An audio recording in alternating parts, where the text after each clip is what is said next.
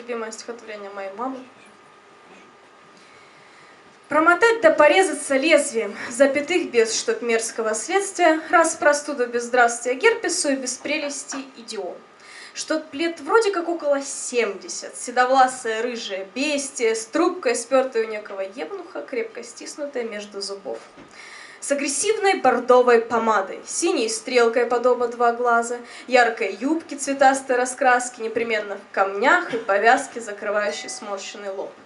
Голос низкий, давно как прокуренный, табаком дорогим и обугленным, верно так же когда-то у евнуха, отработанный за 7 минут. Баба прежний огонь, баба с карими, саркастичной улыбкой поджарая, как всегда неразлучно с гитарой и отменно орет Ленинград. Чтоб любили все звездные мальчики, ненавидели женщины злачные за чулки и за камешек в зубе, за отменную, впрочем, фигуру и за пошлый пронзительный взгляд.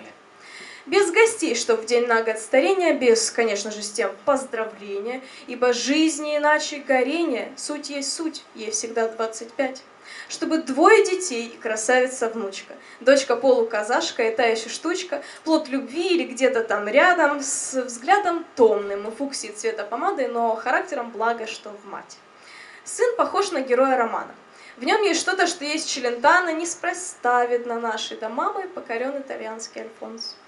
Внучка Лапушка. Одета не броско, но в 3 года, цитируя Бродского, покорила бы римского Корсакова, подытожив таланты родни. И того есть немного, но времени, дабы выполнить все без затмения, чтобы страстно и без зазрения все успеть и спокойно отдаться земле. 30 лет и 1 год решающий. Я составила план ужасающий, впрочем, стоит того или нет, я пойму ровно в 70 лет.